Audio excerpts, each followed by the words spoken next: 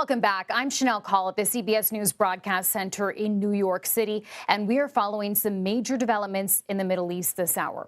A senior American intelligence official now telling CBS News the Iranian Supreme Leader Ali Khamenei has been killed in joint U.S. and Israeli strikes on Iran. Now, this would, of course, mark a major blow for the regime. The Pentagon overnight launching what it's calling Operation Epic Fury, targeting multiple sites inside Iran. There are no reports this hour of any U.S. casualties. The strikes came as the U.S. and Iran had been engaged in high-stakes nuclear talks. President Trump has repeatedly said Iran cannot have a nuclear weapon, but he said yesterday he was not happy with the direction of those talks. The president also announcing the operation earlier from Mar-a-Lago.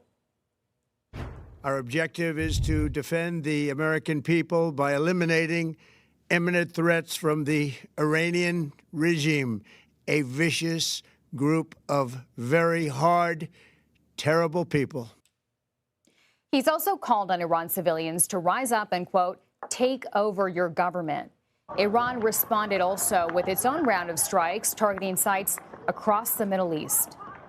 And happening now, there are air raid sirens sounding in Tel Aviv, Israel. That's where Iran has been launching retaliatory strikes. UN Security Council also holding a meeting this hour to discuss the situation in the Middle East. So joining me now for more on this developing news from our London bureau is CBS News reporter Haley Ott. So let's start with what we know is happening in Israel right now. What are you hearing, Haley? Hello. Yes. So our team in Israel has been taking shelter all throughout the day. They are again right now. We are seeing video and hearing reports of a really large hit in central Tel Aviv. There's been incoming all day. There have been interceptions, and that's just in Israel. Across the region, in Bahrain, Qatar, we've been hearing that strikes are still ongoing. Seeing those videos that I'm sure you've been seeing as well of high rises on fire, shopping malls being hit. So this is very much still an ongoing situation. And Haley, because you have knowledge of the matter, I just want to ask you as well, how Israel may have prepared for this moment, because they would have known Iran had the capability for counterattack. They would have known that, yes, and they've known that at each point in this ongoing conflict. Obviously, there was that 12-day war over the summer. We've been told by Israeli officials that there was intelligence that led to them deciding to carry out these strikes now. Intelligence that Iran's ballistic missile capabilities was increasing dramatically. So that is one of the reasons why they decided to take action at this point. And yes, there was an expectation that if strikes were carried out, there would be retaliatory strikes. But Israeli leadership clearly made the calculation that those retaliatory strikes were worth bearing for whatever aims they believe they could achieve here. And I just wonder, for Americans who may not have full context of this matter, Haley, what taking down someone like Khamenei means for Netanyahu? Netanyahu's spoken about Khamenei, the supreme leader, being an enemy of Israel for almost his entire career. There's no good blood between the two leaders, and much of the conflicts that have involved Israel have also involved Iran, either directly or through proxies in the region. This would be part of Netanyahu's calculus in terms of potentially long-range thinking about security for Israel moving forward, whether or not there could be regime change potentially or a different government in Iran. But the question of how safe Israel becomes with strikes like this or with a change in government in Iran is still very much an open one. Many experts have said that regime change in Iran could open the situation up for chaos. There's no clear succession. There's no clear person or leader who might step in and lead the country. And potentially other figures could take control, and it could become a more repressive situation for the people in Iran. So this is really an unprecedented moment. We don't know we're waiting to hear from Israeli officials directly, from American officials directly about whether or not the supreme leader has been killed in these strikes. But it will be an enormous, have an enormous impact on security for Iran, for Israel, and for the entire region that we've been watching come under attack all day today. Okay, lots to follow. Haley Ott, thank you. Now I want to bring in CBS News contributors Joe Zacks. He joins me now. He is a former deputy assistant director of the CIA. Joe, thank you for joining us. You know, I just want to start with asking you what this says about the level of U.S. intelligence heading into this operation. Thank you, Chanel. What I think it says is that the level of U.S. and Israeli intelligence leading into this operation was spectacular.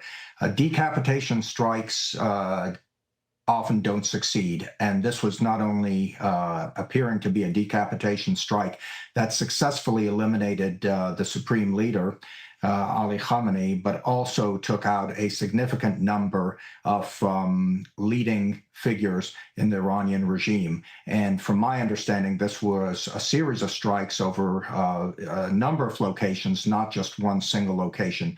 To do that really should inspire tremendous confidence amongst the American people in their intelligence community.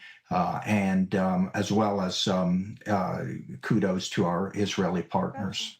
And can you talk to us, Joe, about how the U.S. and Israel would have been able to work together to achieve something like this? What does that kind of cooperation look like, especially when you're talking about such a huge target here?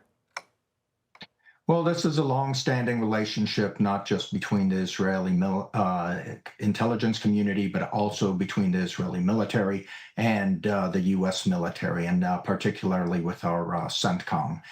This is years in the making. This is a relationship that doesn't emerge in a day, but that is based on close cooperation and the development of close ties and relations between leadership figures, and even at the working level between these various communities, both the military and intelligence communities. And Joe, you know, if you were still working within the CIA right now, I just wonder if you can, you know, put your head there for a second and walk us through what may be going on within the agency and the various other agencies that they're working with right now to figure out next steps. I mean, are there other targets? What do you think the scope and size of this kind of operation really looks like? Well, I'm certain that there are other targets, and I think that one of the most important things that is being looked for right now is an Iranian reaction to the demise of the supreme leader. And from what I gather, the Iranians have not acknowledged this and were relatively dismissive of the loss of a number of other officials of theirs earlier in the day. So I think that it's going to be profoundly important for the Iranian regime to announce, and particularly to announce to the Iranian people, after all, that their supreme leader has been eliminated. And I imagine that they're not in a rush to do that because they need to determine, given their losses on day one of this military confrontation, who is in charge, how they want to present themselves, and how they want to emerge, to include how they may want to emerge in presenting themselves to the U.S. at this point in time. And Joe, I also wonder, because I know we were talking earlier today with other guests about, you know, how much of this operation the U.S. will or will not have shared with its partners in the Middle East. I wonder, to take out a target like this, how much information would some of those other countries have? Well, I can imagine that a wide net was cast throughout the region, both by U.S. intelligence and by Israeli intelligence, to try to gather as much detailed intelligence as possible in developing these plans. But at the end of the day, with respect to the actual tactical operations and the intelligence that supported the tactical operations, I think the number of people who were privy to that was very, very limited. And I just wonder as well, Joe, you know, this is obviously a huge moment of celebration, I would imagine, for the president this hour. Are you at all concerned about the impact this could have on American soldiers on the ground in the Middle East there right now?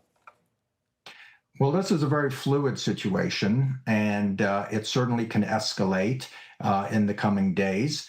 I think our U.S. military is preparing continuously for various contingencies with respect to the Iranian responses. However, I would note with respect to whether I'm worried, I'm always worried about the effect on U.S. personnel. When we have 40,000 in the area, we cannot take this as a trivial matter. Okay. Joe, Zacks, thank you so much for your time and sharing your perspective on this. We appreciate it. Thank you, Chanel. I want to bring back CBS News Middle East reporter Courtney Kealy here with me following this breaking news today. I know you've been speaking with someone inside Iran this hour. What is she saying? What a beautiful day. Now, it's after midnight in Iran, and we are seeing celebrations coming from major cities across Iran. Huge population, fireworks. This is the people speaking. Now, the regime, what's left intact? Big question. Right. It's the assembly of experts that will name the next successor to Khamenei. And they named the successor to Khomeini, which was Khamenei. But I'm looking at Ali Shamkhani, a commander of the Iranian Guard Corps, a head of Iran's emergency command, another coordinator of armed forces, a long list of successorship and people in charge that seem to have been in the building when that initial strike happened. And we will get confirmation most likely from Israel intelligence as well as Netanyahu. But that initial strike that we saw in daylight on the beginning of the work week for Iranians was that compound. People started dancing immediately in the streets before they even knew. And then things went quiet. And now an eruption of joy. The person who said, what a beautiful day, she's speaking for herself, her brother who was assassinated in the 80s in his memory, saying he's looking down on them, her husband, her daughter, her granddaughter. This is long across generations. This is something they've wanted, whether they want Reza Pahlavi to come in or not. This is a day. Now, the UN Security Council is having an emergency session, and they're saying cease the hostilities now. So we have to also watch that and what's going to continue. But right now, most Iranians, I can say, joyful. I just want to ask as well, in your conversations with folks who are on the ground, who are celebrating this moment, who have waited so many years for something like this to happen, a moment that I'm sure they now see as an opportunity. When you hear the president say, go ahead, take over your government, what does that look like? Do they have an idea of what that really means for them? There are a level of dissidents and activists. There's a level of a diaspora, highly educated. And the Sharif University, which is basically the MIT, when they were protesting this week, they were holding up a mouse with a turban, mushi mushi, to say the Ayatollah was a mouse on the run. These are brave and courageous young people that have taken to the streets. They will also be calling on a leadership. You'll be hearing a lot. It might seem chaotic, but I think what really is important, what I've noticed that Iranians keep telling me to repeat over and over again, is they unfortunately chose this because they had no other option. They wanted it. They needed it. They're thankful to both the U.S. And Israel for doing this. And that's highly unusual. That's very different from covering the Arab world as opposed to the Persian world. You know, I do want to ask, you mentioned that UN Security Council meeting that's happening here in New York, just got underway, I believe, about 15 minutes ago. And I know we're not inside there and you don't have reporting on exactly what those conversations look like. But based on your previous reporting, you know, what does this say, that there is this emergency meeting on the escalation in the Middle East? And where do these countries stand in terms of support? Well, I actually have word from inside. Now, there's Russian condemnation. France and China want all parties to return to the negotiating table. Who could do that in Iran is the big question, because who has been decapitated? I mean, are we going to see an Abbas Araghchi still alive? But the UN Security Council is saying they need to contain this from turning it into a regional conflagration. And we've seen soft targets, hotels, hit in places in the Gulf. There was retaliation. Those were initially drones, then short-term missiles. We haven't seen the medium missiles, ballistic missiles, the medium range, hitting major targets. They did initially. We're not seeing massive, a massive barrage, but they have them, and this is important to watch. The UN Security Council, the head, the UN Secretary General, is saying, please, stop the hostilities. Let's get back to the negotiating table. At least let's just keep this from destabilizing the region at this point. I think that's an important point to make, because just a couple of days ago here on the show, I was talking to Masih Alinejad, and she was saying, look, Iran has never been, to her, in her perspective, been sitting at the bargaining table in good faith. And this is not a country, she believes, that can be trusted to negotiate in good faith. Now you have the supreme leader taken out, sources say today. What would those talks even look like? She and I spoke today, and she said, thank you for not using the word shaheed, which is Arab for martyr, which is much more of an extremist Islamic kind of name. I was saying Javid Nam, the eternal name, the Persian or the Farsi, depending on what you call it. Now, she survived assassination attempts. This is personal for us. We're lucky to have her as a contributor. There are so many educated people that have been fighting this for so long. This is not a closed-off population like in Iraq under Saddam Hussein before there was Facebook. This isn't even Tahrir Square when there was Facebook, before there was Instagram. Again, Libya, very closed off where I was. It was eerie. We used to debate whether Libya or Iraq were that closed off. Their leaders. It sounded like something waiting for Godot.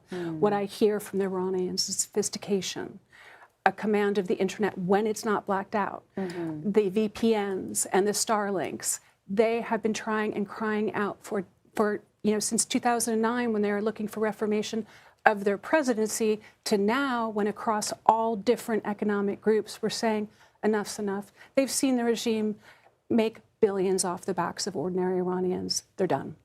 Okay. Courtney Kealy, thank you so much for that really critical reporting. We appreciate that.